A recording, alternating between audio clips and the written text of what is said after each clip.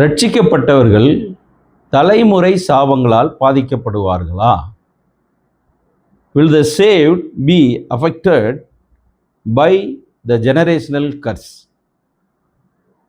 அநேகர் சகோதர சகோதரிகள் அவர்களுக்குள்ளே ஒரு பெரிய கேள்விக்குறி என்னவென்றால், நான் எந்த தவறும் செய்யவில்லை, ஆனால் நான் வேதனைப்பட்டு கொண்டிருக்கிறேன், சோதனையில் இருக்கிறேன், கஷ்டத்தில் இருக்கிறேன், ஒரு சாபத்தில் இருக்கிறேன் என்று சொல்லுவதை நீங்கள் எல்லாரும் கேட்டிருப்பீர்கள். தலைமுறை சாபம் என்பது நம்முடைய வேதத்தில் சொல்லப்பட்டிருக்கிறது.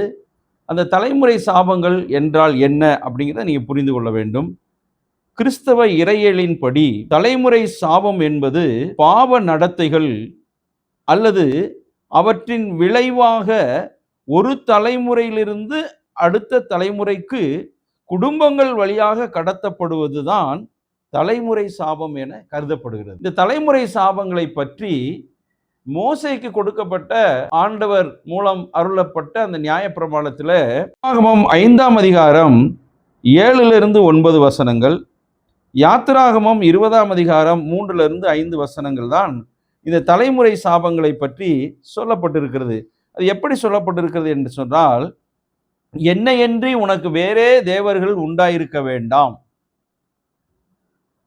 மேலே வானத்திலும் கீழே பூமியிலும் பூமியின் கீழ் தண்ணீரிலும் உண்டாயிருக்கிறவைகளுக்கு ஒப்பாக யாதொரு சொரூபத்தையாகிலும் விக்கிரகத்தையாலும் நீ உனக்கு உண்டாக்க வேண்டாம், நீ அவைகளை நமஸ்கரிக்கவும் சேவிக்கவும் வேண்டாம் என்று அந்த இடத்துல சொல்லுகிறார். இதேதான் உபாகமத்திலே சொல்லப்படுகிறார். இப்படி இந்த சொரூப வணக்கம் என்பது நம்முடைய பிதாக்கள் முன்னே செய்த போது அவர்கள் தேவனை பகைத்ததாக வேதம் சொல்லுகிறது. இந்த விவிலியத்திலே சொல்லப்பட்டிருக்கிறதையும் நான் வாசிக்கிறேன். மேலே விண்வெளியில் கீழே மண்ணுலகில் பூமிக்கு அடியிலே நீர்த்திரளில் உள்ள யாதொன்றின் சிலையோ ஓவியத்தையோ நீ உருவாக்க வேண்டாம், நீ அவைகளை வழிபடவோ அவற்றிற்கு பணி விடை புரியவோ வேண்டாம், ஏனெனில் உன் கடவுளும் ஆண்டவருமாகிய நான் சகித்து கொள்ள மாட்டேன், என்னை புறக்கணிக்கும் மூதாதையரின் பாவங்களை பிள்ளைகளின் மேல் 3ஆம் 4ஆம் தலைமுறை மட்டும் தண்டித்து தீர்ப்பேன் என்று அங்கே சொல்லப்பட்டிருக்கிறது. அன்புக்குரியவர்களே, இங்கே அவர் சொல்லுகிறார், 3ஆம் 4ஆம் தலைமுறை மட்டும் நான் இந்த பிதாக்களுடைய அக்கிரமத்தை நான் விசாரிப்பேன் என்று ஆண்டவர் சொல்லுகிறதை நாம் பார்க்கிறோம். இங்கே இன்னொன்று பகுதியில் பார்க்கும்போது யாத்திராகமம் 34ஆம் அதிகாரம் 7ஆம் வசனம், என்னாகமம் 14ஆம் அதிகாரம் 17ஆம் வசனம் என்ன சொல்லப்படுகிறது? அக்கிரமத்தையும் மீறுதலையும் பாவத்தையும் மன்னிக்கிறவர் குற்றவாளியை குற்றமற்றவராக விடாமல் பிதாக்கள் செய்த அக்கிரமத்தை பிள்ளைகளிடத்திலும் பிள்ளைகளுடைய பிள்ளைகளிடத்திலும் 3ஆம் 4ஆம் தலைமுறை மட்டும் விசாரிக்கிறவர் என்று கர்த்தர் கூறுகிறார். இப்போ நம்முடைய பிதாக்கள் செய்த அக்கிரமங்கள், அவர் செய்த மீறுதல்கள், அவர்கள் செய்த விக்கிர வணக்கங்கள், இவைகளின் நிமித்தமாக 3ஆம் 4ஆம் தலைமுறை மட்டும் விசாரிக்கிறவராய் இருக்கிறேன் என்று கர்த்தர் சொல்லுகிறார். ஆண்டவர் அப்படி சொன்ன பின்பு அவரே இந்த தலைமுறை சாபத்திலிருந்து ஒரு விதிவிலக்கையும் ஒரு மாற்றத்தையும் கொடுக்கிறார். அந்த மாற்றம் என்னவென்றால், எரேமியாவுடைய புஸ்தகம் 31ஆம் அதிகாரம் 29 - 30 வசனங்களும், எசேக்கியேல் 18ஆம் அதிகாரம் 1 - 3 வசனங்களையும் நான் உங்களுக்கு வாசிக்கிறேன். பிதாக்கள் திராட்சை காய்களை தின்றார்கள், பிள்ளைகளின் பற்கள் கூசி போயின என்று அந்நாட்களில் சொல்ல மாட்டார்கள். அவனவன் தன் தன் அக்கிரமத்தின் நிமித்தமே சாவான், எந்த மனுஷன் திராட்சை காய்களை தின்றானோ அவனுடைய பற்களே கூசி போகும் என்று சொல்லி கர்த்தரே சொல்லுகிறார். இந்த தலைமுறை சாபத்திலிருந்து ஒரு விடுதலையை, இந்த தலைமுறை சாபத்திலிருந்து ஒரு மீட்பை இந்த இடத்துல இங்கே சொல்லுகிறார். இங்கே எசேக்கியேல் 18ஆம் அதிகாரத்தை நீங்கள் வாசிக்கும் போதும் அதே கண்டென்ட்டை அங்கே நாம் பார்க்கலாம். எசேக்கியேல் 18ஆம் அதிகாரம் 1 நான் வாசிக்கிறேன் பாருங்க.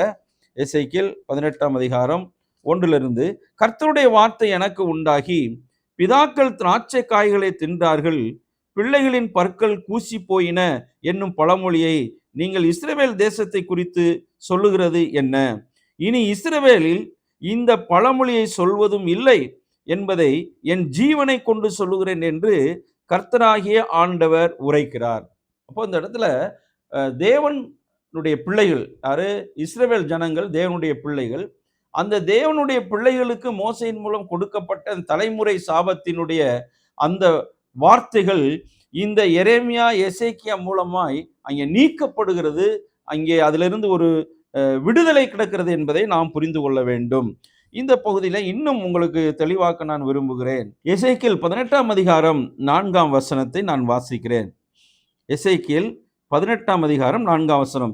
இதோ எல்லா ஆத்துமாக்களும் என்னுடையவைகள், தகப்பனின் ஆத்துமா எப்படியோ அப்படியே மகனின் ஆத்துமாவும் என்னுடையது, பாவம் செய்கிற ஆத்துமாவே சாகும்.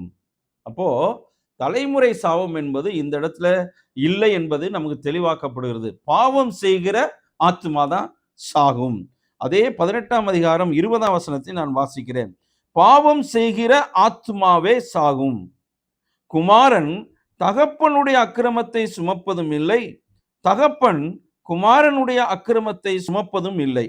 நீதிமானுடைய நீதி அவன் தலையின் மேல் இருக்கும், துன்மார்க்கனுடைய துன்மார்க்கமும் அவன் மேல் தான் இருக்கும் என்று தெளிவாக இந்த இடத்துல சொல்லுகிறார். ஆகையினாலே தேவனுடைய பிள்ளைகளுக்கு தலைமுறை சாபம் என்பது இந்த எசேக்கியேல் எரேமியா தீர்க்கதரிசியின் காலத்திலேயே அது நீக்கப்படுகிறது.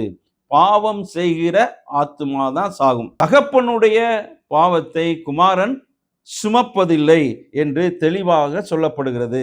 இன்னும் எசேக்கியேல் 14:10 நான் வாசிக்கிறேன். எசேக்கியேல் 14:10 நான் வாசிக்கிறேன். அவனவன் அவரவர் தங்கள் அக்கிரமத்தை சுமப்பார்கள், அவரவர் தங்கள் அக்கிரமத்தை சுமப்பார்கள். அப்போ அவரவர் அந்த அக்கிரமத்தை அவரே சுமப்பார்கள். இன்னொருத்தருடைய பாவத்தை அக்கிரமத்தை இன்னொருவர் சுமக்க தேவையில்லை. அந்த பழமொழி இனிமேல் சொல்லப்படுவதில்லை என்று ஒரு முற்றுப்புள்ளியை ஆண்டவர் வைக்கிறார். இதை நீங்கள் இன்னொரு சம்பவத்தின் மூலமாக நான் உங்களுக்கு விளக்க விரும்புகிறேன். யோவான் 9ஆம் அதிகாரம் 23ஆம் வசனத்தில் ஒரு குருடன் அங்கே வருகிறதை பார்க்கிறோம். அந்த குருடனத்தில் அவன் ஆண்டவரிடத்தில் சுகமடைவதற்காக வரும்போது அங்கே சீசர்கள் கேட்கிறார்கள், ஆண்டவரே, இவன் குருடனாய் பிறந்தது இவன் செய்த பாவமா இவன் தகப்பன் செய்த பாவமா என்று ஆண்டவரிடத்தில் கேட்கிறார்கள். அப்பொழுது ஆண்டவர் சொல்கிறார், இவன் செய்த பாவமும் அல்ல, இவன் தகப்பன் செய்த பாவமும் அல்ல என்று சொல்லி அந்த இடத்துல சொல்லிவிட்டு தேவனுடைய மகிமை விளங்கும்படியாக இப்படி பிறந்தான் என்று சொல்கிறார். அப்போ இந்த இடத்துல நாம் பார்க்கும்போது இவன் செய்த பாவம் அல்ல, தகப்பனுடைய பாவம் அல்ல என்பதை நாம் பார்க்கிறோம். இன்னும் ஒரு சம்பவத்தை நான் உங்களுக்கு தெளிவாக சொல்ல விரும்புகிறேன். பத்சேபாள் விஷயத்திலே தாவீது செய்த ஒரு மிகப்பெரிய பாவம். என்ன செய்கிறான்? பிறருடைய மனைவியை இச்சிக்க கூடாது என்பது நியாயப்பிரமாணத்தினுடைய கட்டளை. அந்த நியாயப்பிரமாணத்தினுடைய கட்டளையை அவன் மீறுகிறான். விபச்சாரம் செய்யாதிருப்பாயாக என்கிற கட்டளையை மீறுகிறான். கொலை செய்யாதிருப்பாயா என்கிற கட்டளையை மீறுகிறான். 3 கட்டளையும் அவன் மீறுகிறான். அப்படியானால் நியாயப்பிரமாணத்தின்படி கண்ணுக்கு கண், பல்லுக்கு பல், ஜீவனுக்கு ஜீவன் என்பதுதான் அந்த சட்டம். ஆனால் ஆண்டவரிடத்தில் அவன் சொல்கிறான், ஆண்டவரே, நான் பாவம் செய்தேன், தேவரீர் ஒருவருக்கே விரோதமாக நான் பாவம் செய்தேன் என்று சொல்லுகிற போது அந்த தீர்க்கதரிசி சொல்கிறான், கர்த்தர் நீ சாகாதபடி உன் பாவத்தை மன்னித்தார் என்று சொல்லுகிறான். அப்ப இவன் செய்த பாவமானது இவனுடைய பின்னடியார்களுக்கு தொடர வேண்டும்.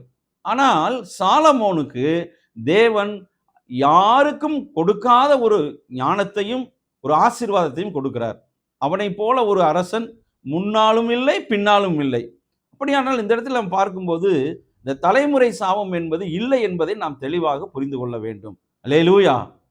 ஆகையினாலே தலைமுறை சாபத்தை குறித்து பயந்து நடுங்கி கொண்டிருக்கிற பிள்ளைகளே, தேவன் நமக்கு தலைமுறை சாபத்திலிருந்து ஒரு விடுதலையை கொடுத்திருக்கிறார்.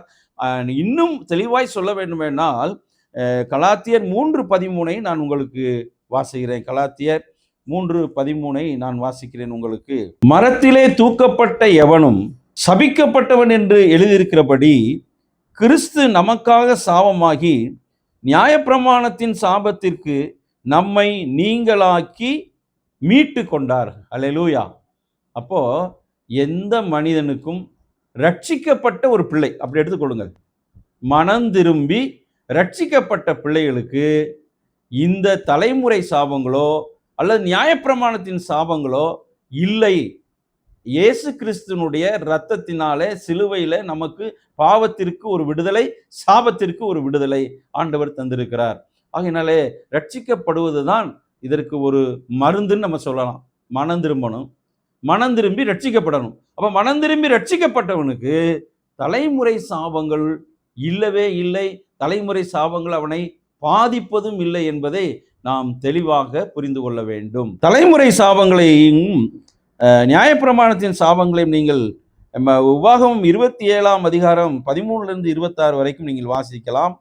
உபாகமம் 28ஆம் அதிகாரம் 15 68 முடிய நீங்கள் வாசித்து பார்த்தால் ஒரு மிகப்பெரிய ஒரு சாபத்தின் பட்டியல் இங்கே சொல்லப்பட்டிருக்கிறது. அன்புக்குரியவர்களே, இந்த சாபத்திலிருந்து நாம் விடுதலை பெறுவதற்கு ஒரே ஒரு அருமருந்து என்ன? மனம் திரும்புதலும் ரட்சிக்கப்படுதலும்.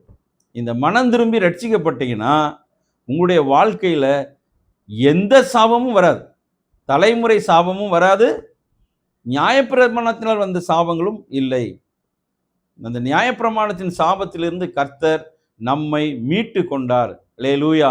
இப்ப சாபமில்லாத பிள்ளைகள் நாம். ரட்சிக்கப்பட்டவர்களாக யாரு? சாபமில்லாத பிள்ளைகள். ரட்சிக்கப்பட்டவர்கள் சாபத்திலிருந்து விடுதலை பெற்றவர்கள். ரட்சிக்கப்பட்டவர்கள் சாபத்திற்கு உட்படாதவர்கள். நம்முடைய கர்த்தராகிய இயேசு கிறிஸ்துவினுடைய அந்த மரணம் நம்மை இந்த சாபத்திலிருந்து விடுதலை தந்திருக்கிறது. ஆகையினால் அன்புக்குரியவர்களே, தலைமுறை சாபங்களும் நியாயப்பிரமாணத்தினால் வருகிற சாபங்களும் நம்முடைய ரட்சிக்கப்பட்ட பிள்ளைகளுக்கு அது எந்தவித பாதிப்பையும் தராது என்பதை உங்களுக்கு மிக ஆணித்தரமாக உறுதியாக இயேசுவின் நாமத்தினாலே உங்களுக்கு சொல்லுகிறேன்.